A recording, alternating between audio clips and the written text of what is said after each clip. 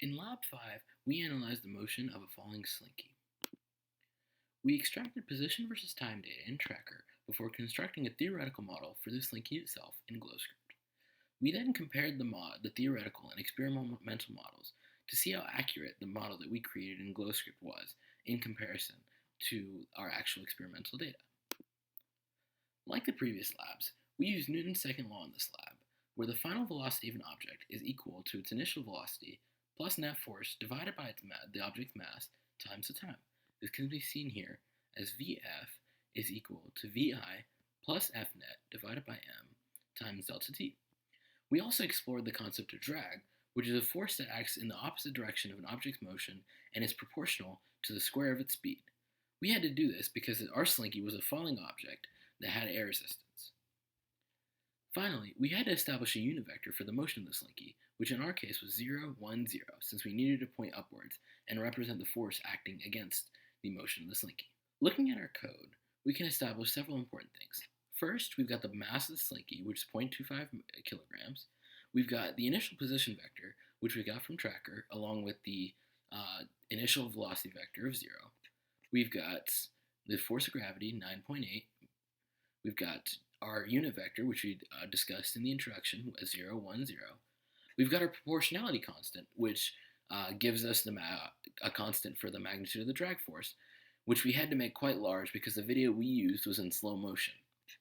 Here, we have when the time is under 5.44 seconds.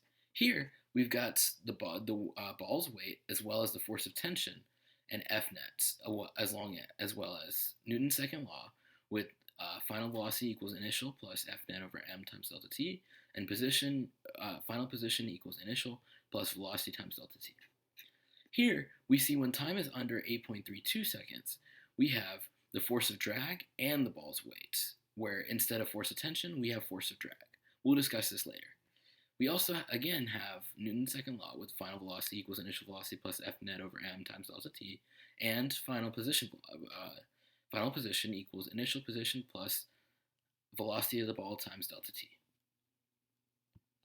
When we look at the comparison between our data in Tracker and the data in GlowScript, we can see that our model was very similar to the actual experimental model, and therefore means that our GlowScript model that we constructed is a very good fit for the model that we constructed using the Tracker analysis.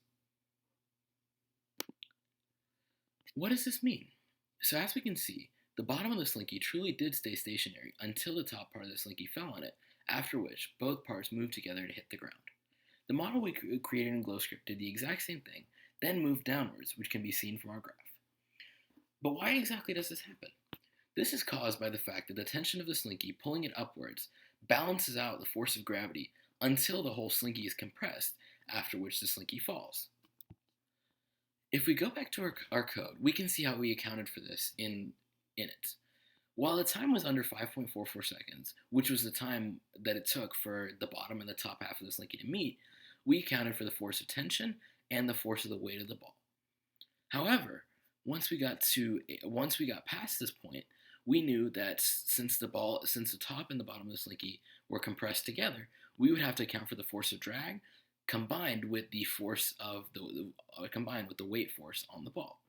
When we do this, and run the program, we can see that the bottom of the slinky stays stationary for a certain amount of time, and then finally, once it reaches a point, it begins to streak downwards because the weight of the tension can no longer balance out the weight of the weight of the tension no longer balances out the weight of gravity, and the bottom of the slinky falls just like the top of the slinky does.